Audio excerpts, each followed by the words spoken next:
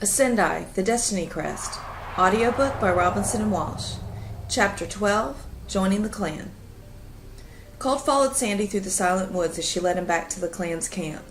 Clouds filled the sky and blocked the bright moon, making it very dark beneath the trees. However, both Sandy and Colt still moved easily and confidently through the forest. Sandy's new training had taught her not to rely on her eyes, and with his enhanced senses, Colt's vision at night was as good as it was during the day. They had traveled for nearly 2 hours when Samson stopped abruptly, and a low growl came from his throat. Colt put his hand on his back and peered carefully around the area, quickly locating the source of his alarm. "Don't worry, it's just Hank," Sandy said. "Calm down, pal," Colt muttered to the wolf as a shadowy figure dropped from the tree several feet in front of them. The wolf relaxed as the young man that had come to the cabin earlier with Sandy came closer. "Aw, man, I can't believe you guys busted me," he said as he grinned and held out a hand towards Colt. Sandy snickered at his frustrated tone. Hank was a 15-year-old native Hawaiian. He was the shortest of all the teenagers Colt had met and by far the stockiest.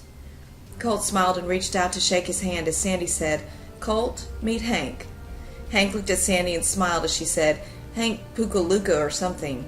She laughed as Hank shook his head in mock dismay and said, "Girl, it's Pupika. I've told you 1,000,000 times." Colt grinned at their teasing. It was obvious to him that they were friends. "It's great to meet you, Hank." "So how'd you guys know I was here?" Hank asked as they all started walking towards camp together. "I just know you, Hank," Sandy said. Colt smiled. "Samson ratted you out. I guess he could smell you." He didn't want to let either of them know that he could smell him also. He didn't want them to think he was weird, but he could smell the faint scent of fish he assumed Hank had eaten for dinner. "Aw, man, that sucks," Hank said as he raised his arm and sniffed at his armpit. Sandy and Colt both burst out laughing. "Yeah, man, you need a shower," Sandy added playfully. "You know, if that wolf can smell you, then so can a vampire." Yeah, I know," he said, sounding discouraged. The three had been walking steadily through the forest as they talked, and Colt could see the faint flicker of a fire just ahead.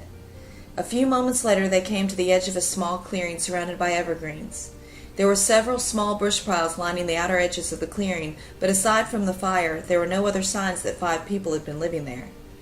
"I wonder where they sleep," Colt wondered to himself as he looked around the camp. The small fire had several logs pulled up beside it for seating, and Colt could see Master Accio and Justin sitting there. Accio waved his hand and motioned for them to come and join them. Colt and Sandy walked over and sat on a log across from Accio, with Samson lying between them. Hank looked towards Accio with a questioning look in his eyes.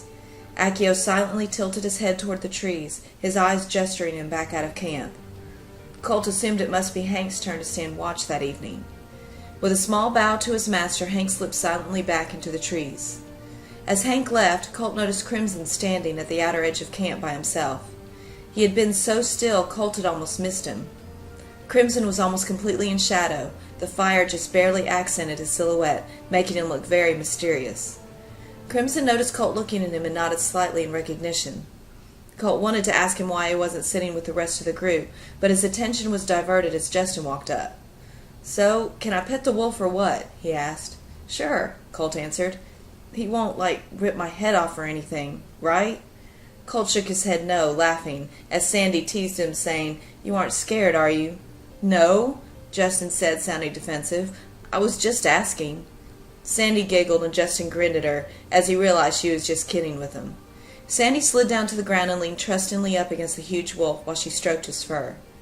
Justin watched a moment, then slowly came up and put his hand carefully on the wolf's back. "His fur sure is soft," Sandy said, smiling happily. "Yeah," Justin agreed.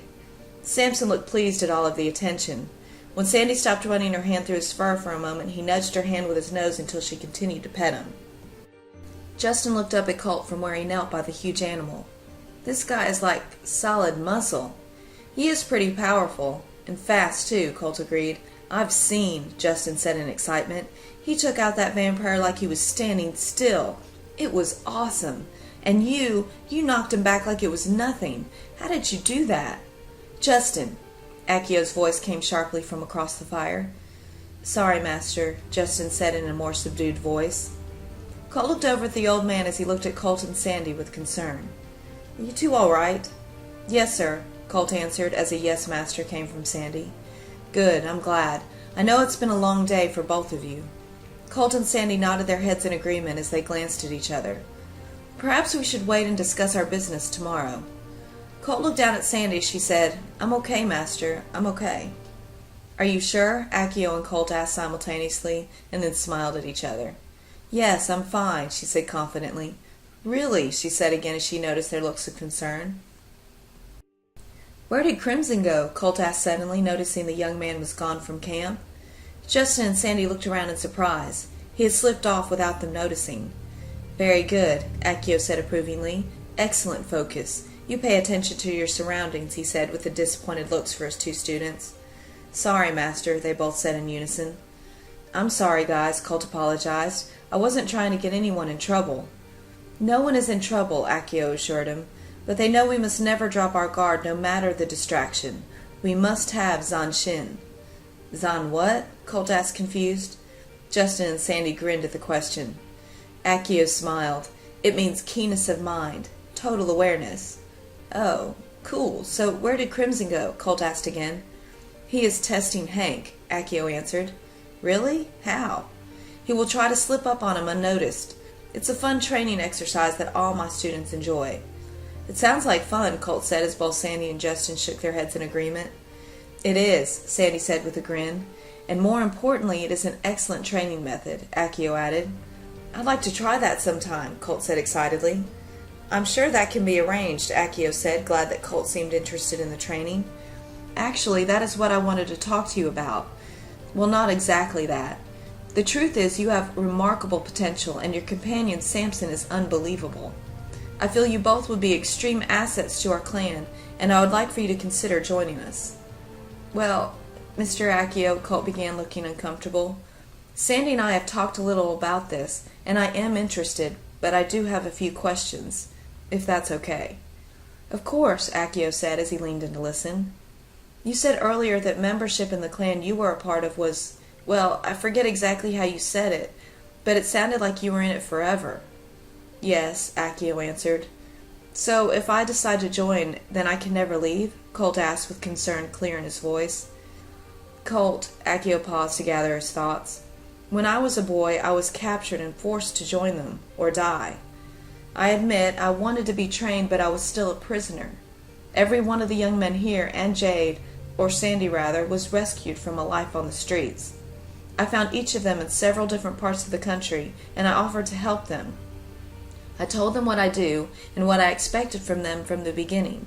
They made the choice to join me of their own free will, and, if they decide to leave tomorrow, they can. I would be sad, but they will leave with my blessing."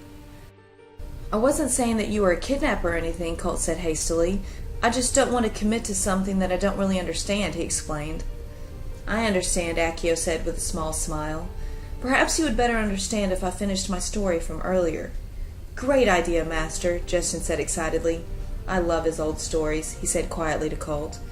"I'm glad you approve, Justin," Accio said with light sarcasm, then smiled at him as he continued. "When I was involved with my old clan, I was a puppet for them. I killed for them, no questions asked, just because they told me to. I had lost myself. It wasn't until my final mission that I finally realized what I had become, and what I had to do." "What happened?" Colt urged, anxious to hear the rest of the story. "I spent several weeks preparing for that mission. As usual, it was another government official. Throughout the years, I assassinated 11 different enemies of the Emperor. Each of my missions was successful, and I became very proud of myself and my success." Colt interrupted him. "You killed 11 people?" he said in disbelief. "No, Colt," came the slow reply. "There were many more. 11 were government officials." The turn the story had taken made Colt feel very uncomfortable, as he realized he was sitting across from a killer. Accio sighed at the concerned look that came over the boy's face. "Colt," he said with remorse, "I never wanted to kill anyone, and I'll never take another human being's life again." "Then why did you?" Colt asked him, concerned. "Let me show you something," he said as he stood and walked over to where Colt was sitting. He unzipped his coat and raised his shirt. Colt's mouth flew open, and he heard the sharp intake of Sandy's breath and Justin's low, "Oh, man," from where they were still sitting next to Samson. Accio's entire stomach and chest were covered in scars. "What did they do to you?" Colt breathed. 73. 73 scars, one for each time I refused to obey. Colt couldn't begin to imagine the pain he must have endured. You see, Colt, I never wanted to kill, but they were very persuasive, and I was very young, he said as he covered his body and walked back to his seat. I'm so sorry, Mr. Accio, Colt said with new understanding. It must have been horrible. It's okay. Young man, understand, I desperately wanted the ability to protect myself, and I really wanted to kill the vampire that took my mother. But it just wasn't in me to kill. I did everything they ever told me to do. I was relentless in my training, constantly pushing myself to become better. But I wouldn't kill. 73 times they ordered me to kill, and 73 cuts from the discipliner's blade was the punishment I had to endure. So after being tortured, you finally gave in? Not exactly. As angry as they were about my disobedience, the master could not deny that I had natural ability and a deep desire to train. That's the only reason they didn't just kill me. The master was determined to make me their finest assassin. So instead of death, they devised a plan to get me to kill. What was the plan? Justin asked. He'd never heard the story and was fascinated. I was 14 years old at the time. They locked me in a small room, and no one was allowed to see me or speak to me. Food was passed through a hole in the bottom of the door 3 times a day. I was well fed, but had no human contact for 1 whole year. When the year was over, I was brought in front of the master and was once again ordered to kill a young boy. You killed him? Sandy asked in horror. No, I refused. Oh, man, you know that didn't go over too well, Justin exclaimed. What did they do? Colt asked. They took me back to my room and locked me back up. Well, that's got to be better than getting sliced with a sword, Justin said. Yeah, Sandy agreed. Not really, Accio said. Physical pain is there and then gone, and you can learn to deal with it. Isolation is a much more insidious form of torture, and very effective. Colt, remembering his time alone over the last year and a half, understood him completely. But this time was different, the old man continued. This time I was allowed a pet. A pet? Sandy asked, incredulous.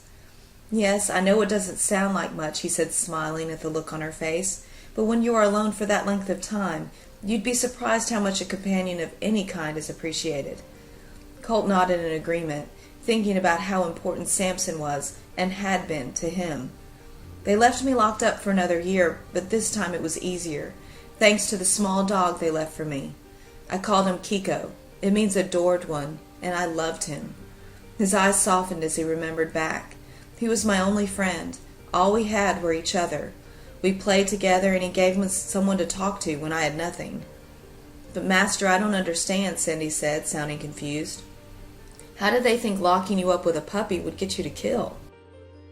I didn't understand either, at least not until some time later. Anyway, the year ended, and once again I was brought in front of the master. He again commanded me to kill. To my surprise, it was the same boy I'd refused to kill from the year before. I could see the relief on his face as I once again refused. Good for you, Master, Colt exclaimed. Accio and the others smiled as they heard him use the term master, without even thinking. I could see the frustration in the master's face when I refused to obey.